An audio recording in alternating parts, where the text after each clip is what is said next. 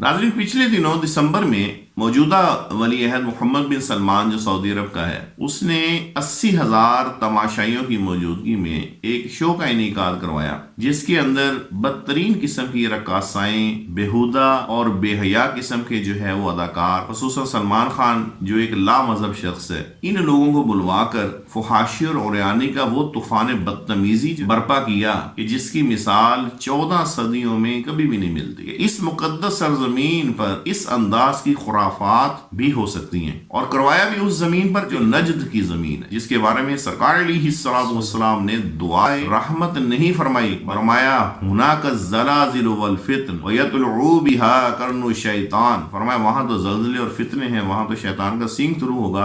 और दुनिया ने देखा और उलमाए अहले सुन्नत ने इसकी तस्दीक की कि वो सींग मोहम्मद बिन अब्दुल वहाब नजदी की सूरत में वहां पर जाहिर हुआ। 1700 कुछ में ये पैदा होता है और 1750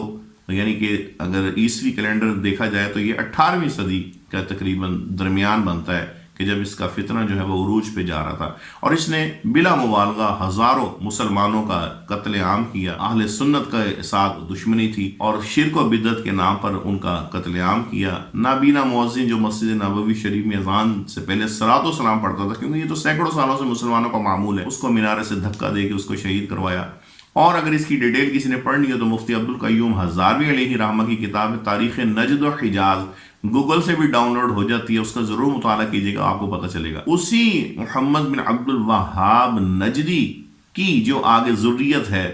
फिक्री एतबार से हो या नस्ली एतबार से हो, वो आज हिजाज मुक़द्दस पे काबिज़ है किसी न किसी सूरत में। और उसी के हवाले से हमारे उलमाए किराम इनका तवातुर के साथ रद्द फरमाते आए। सय्यद आला हज़रत इमाम अहले सुन्नत अलैहि रहमा ने अपनी फतावा रिज़विया शरीफ की जिल्दों में इनका मुतअद्दिद मकामात पर रद्द फरमाया कि वहाबियत जो है वो खारजियत की ये जो शक्ल है, तो इसका जो बुनियादी रुकन जो है वो ताज़ीम रसूल से दूर करना है। और ताज़ीम रसूल से दूर करने के बाद इंसान जो है उसकी हैसियत गाजर और मूली से ज़्यादा नहीं रह जाती कि जिसको जिस तरह चाहे आप काट के रख दो तो कोई उसे परवाह नहीं हो। तो अब ये पूछना ये था, यहाँ पर एक चंद सवालात हम अपने नाज़रीन आपकी खिदमत में पेश करना चाहते हैं कि कोरोना की जो रट लगी हुई थी, उस कोरोना की वजह से बैतुल्लाह शरीफ का हज बंद हो गया, उम्रा बंद हो गया। पिछले 2 सालों से तकरीबन हज और उम्रे पे पाबंदी है, सिर्फ कोरोना के खौफ से। लेकिन यही कोरोना उस बेहया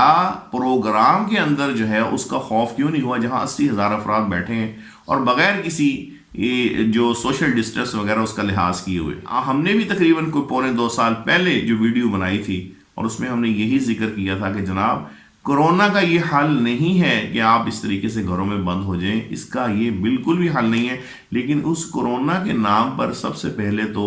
जितनी भी इबादत इलाहिया के मामलात थे उनको हिट किया गया, मसाजिद के अंदर सोशल डिस्टेंस किया गया या ताले लगाए गए, बंद की गई। और सबसे बड़ी मस्जिद अज़मत और एतबार से जो है वो हरमैन शरीफ है, तो उसके अंदर कोरोना के नाम पर एक रेस्ट्रिक्टेड किस्म का एरिया बना दिया गया और खसूसियत के साथ हज उम्रे की पाबंदी लगाई गई। अब सवाल ये है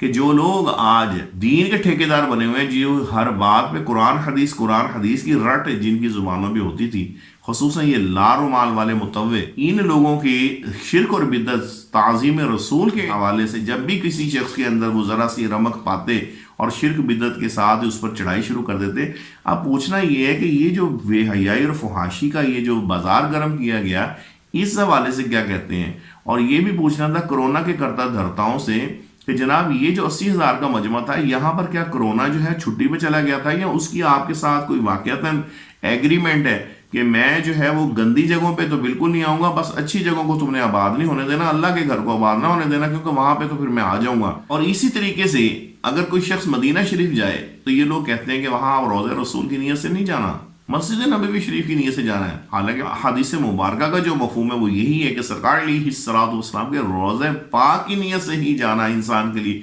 खैर व बरकत है। बल्कि हदीस में फरमाया मन ज़ारा कब्री वजबत लहू शफाअती, कि जिसने मेरी कब्र की ज़ियारत की उस पर मेरी शफाअत लाजिम हो गई। लेकिन ये लोग नबी पाक अलैहिस्सलाम के हवाले से इनकी ये तालीमात गुंबद खजरा की तरफ मुँह कर लें तो बिदअत, शिरक, सरकार अलैहिस्सलाम के तबरुकात मुक़द्दसा जो इन्होंने मिस्मार कर दिए, उजाड़ के रख दिए, जन्नत उल बकी में मज़ारात पूरा नवार जो अहले बैत और सहाबा किराम के उजाड़ के रख दिए हैं, वो शिरक और बिदअत। पूछना सिर्फ ये है कि हुजूर ये जो फहाशी और उरियानी का बाजार गर्म किया गया, इस पर भी आपको कोई कुरान पाक की आयत मिली थी या नहीं मिली थी? नहीं मिली थी तो हम पढ़ के आपको बता दें कि सूरह नूर के अंदर रब्बे पाक अज़्ज़ा व जल्ला ने क्या इरशाद फरमाया है। अल्लाह पाक कुरान पाक में इरशाद फरमाता है, इन्नल्लज़ीना युहिब्बूना अन तशीअल फाहिशतु फिल्लज़ीना आमनू लहुम अज़ाबुन अलीम फिद दुनिया वल आखिरह। फरमाया वो लोग जो चाहते हैं कि मुसलमानों में बुरा चर्चा फैले, उनके लिए दर्दनाक अजाब है दुनिया और आखिरत में। इन लाल रुमाल वालों ने ये आयत नहीं पढ़ी थी, ला तक़रबुज़ ज़िना, बदकारी के करीब भी न जाओ। मतलब ये कि जो जिना के असबाब हैं उनको भी इख्तियार ना करो। इसी तरीके से क्या इन्होंने ये सूरह नूर की ये आयत नहीं पढ़ी थी कि ईमान वाले मर्दों को चाहिए कि अपनी नजरें कुछ नीची रखें, लेकिन लारुमाल वालों को ये सरी आयत और अहादीस मुबारक ये तो भूल गई। लेकिन जब ताज़ीम रसूल की बारी आती है, जिसका खुद कुरान ने हुक्म दिया, व तुअज़्ज़िरूहु व तुवक्किरूहु, रसूल की ताज़ीम और तौकीर करो। और खुद अल्लाह पाक फरमाता है, वमन युअज़्ज़िम शआइरल्लाहि फइन्नहा मिन तक़वल क़ुलूब, जो अल्लाह की निशानियों की ताज़ीम करता है, फरमाया ये तो दिलों की परहेजगारी है। और फरमाया इन्ना सफ़ा वल मरवा मिन शआइरिल्लाह, सफ़ा मरवा अल्लाह की निशानियां हैं। जहां अल्लाह की वलिया के पाँव लगे वो अल्लाह फरमाते हैं मेरी निशानियां हैं, और जहां अल्लाह का वली दफन हो जाए तो वो अल्लाह की निशानियां क्यों नहीं होगा? और जहां इमामुल अंबिया दफन हो वो अल्लाह की निशानी क्यों नहीं होगा? और जहां सहाबा और अहले बैत दफन हो वो अल्लाह की निशानियां क्यों नहीं होगा? तो जिनकी ताज़ीम का हुक्म था उनकी ताज़ीम से ये रोकते हैं, और मुसलमानों को, जिन बेचारों को पता नहीं होता, उनको पकड़ पकड़ के उनको शिर्क बिदअत के भाषण देते हैं। और जहां पर सरी आयत मौजूद है फहाशी और यानी के हवाले से, वो हिजाज मुकद्दस, अरब शरीफ की मुकद्दस सरजमीन, वहां पर जो है वो ये कुछ किया जा रहा है, और जिसके बारे में हमारे नबी पाक अलैहिस्सलाम ने इन फितनों की खबर पहले इरशाद फरमा दी, जो हुजूर के अताई इल्म गैब की बड़े वाज़ेह सबूतों में से एक सबूत है। और यही हम लोग, हमारे उलमाए किराम इसीलिए फरमाते थे कि ये देखने में जो लोग अल्लाह के घर पे अगर काबिज हैं, तो इसका ये मतलब नहीं है कि उनका अकीदा भी ठीक है तो उनके पीछे नमाजें भी ठीक हैं। भाई जब उनका अकीदा खराब है, आप देख लें कि उनकी ये दौरे मेयार, कभी इन्होंने अपने बादशाहों को ये कहा है कि आपके बूथे शरीफ पे ये छोटी छोटी आपने ये क्या रखी हुई है, इसको दाढ़ी कहते हैं? क्या सहाबा किराम की दाढ़ी ऐसी थी? खुद जब तुम्हारी जो है वो मुट्ठी से ज्यादा दाढ़ी है, तो फिर तुमने ये भाषण कभी अपने बादशाहों को क्यों नहीं दिए?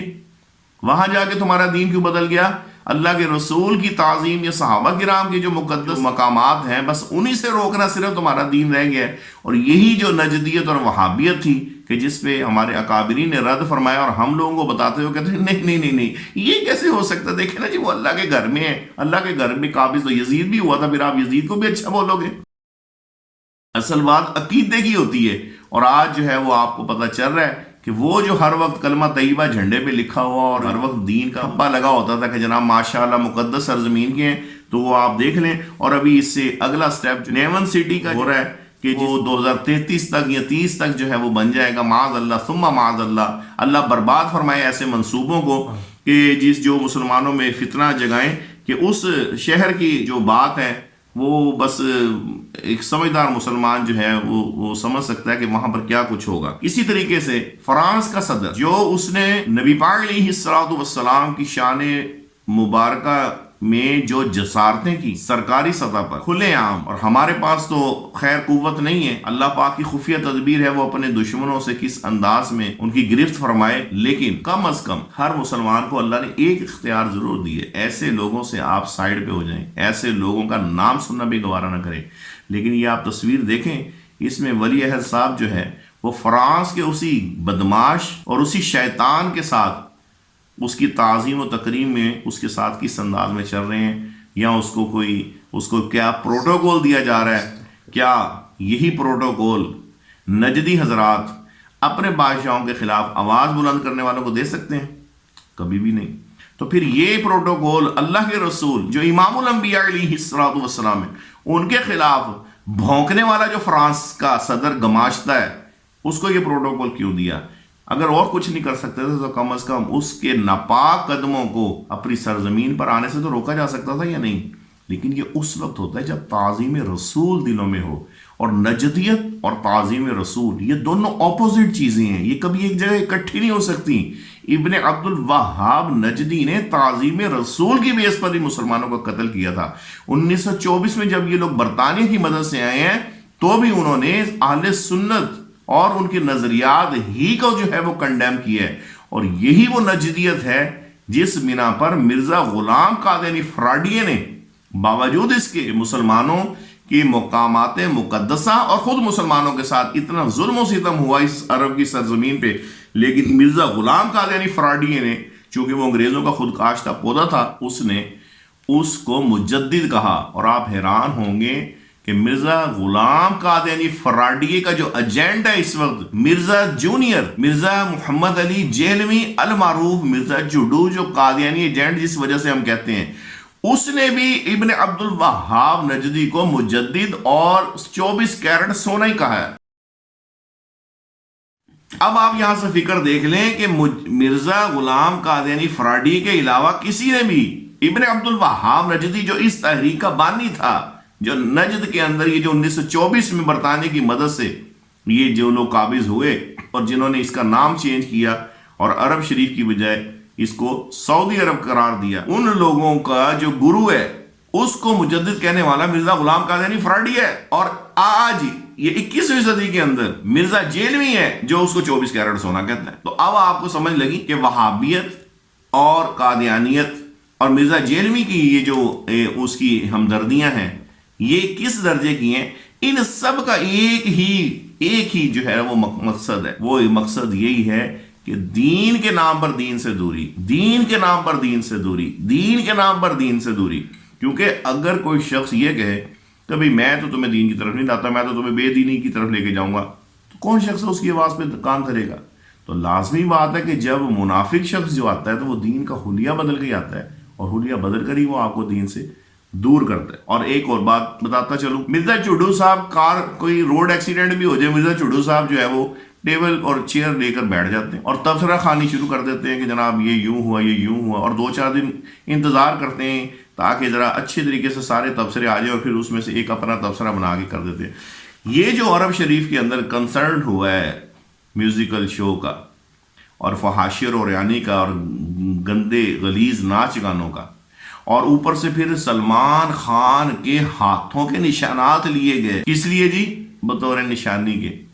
اللہ پاک فرماتے ہیں اللہ کی نشانیوں کی تعظیم کرو۔ یہ لا مذہب شخص جو وقتاً فوقتاً اسلام کے خلاف بھونکتا بھی رہتا ہے، اس کے ہاتھوں کے نشان لیے، اور جو صحابہ کرام اہل بیت اور نبی پاک علیہ الصلوۃ والسلام کی مقدس زیارتیں تھیں ان کو مسمار کر دیا۔ تو یہی چڈو صاحب نے اس شو کے حوالے سے اگر کوئی اپنا کوئی تبصرہ کیا ہو تو مجھے بتا دیں۔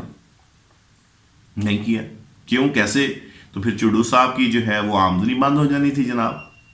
اب ظاہر ہے چڈو صاحب جن کے اعلیٰ کار ہیں وہ یہ کیسے پسند کریں گے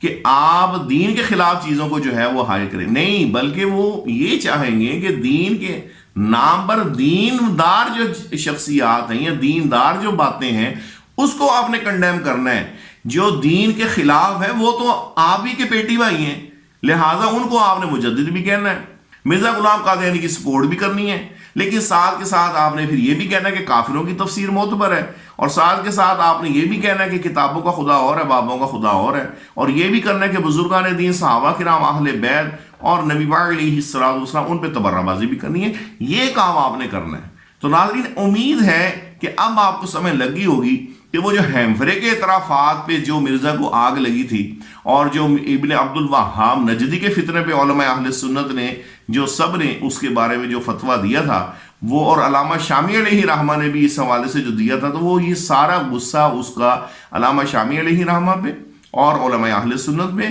یہ نکالنے کا اس کا مقصد کیا ہے؟ وہ یہی مقصد ہے کہ جناب یہ ہمارے بڑے بابے ہیں جنہوں نے شیطان پونا کیا ہے، تو لہٰذا ان کو نہ کچھ کہو، ہاں جو تمہارے بزرگ جو ہیں وہ ان شیطانوں سے دور کرتے رہے، ہاں وہ غلط ہیں، ان کو ہم نے کنڈیم کرنا ہے، یہ تو ہمارے بڑے ہیں، لہٰذا لوگوں کو وہ سوچ دو کہ جس سے وہ بزرگان دین سے دور ہو جائیں۔ اور اس طرح کے جو شیطان لوگ ہیں کہ جن کی نسلوں سے بھی اب آپ کو بالکل ظاہر ہو رہا ہے سارے معاملات منافقت، کہ ان کے لیے دین کا معیار کیا ہے، تعظیم رسول کا معیار کیا ہے اور کافر کی تعظیم اور کافر کی جو راستے ہیں وہ ان کے نزدیک کیا ہے، یہ اب فیصلہ آپ پر ہے۔ امید ہے کہ آپ اس حوالے سے غور و فکر بھی فرمائیں گے، تاریخ نجد و حجاز کا مطالعہ بھی کریں گے،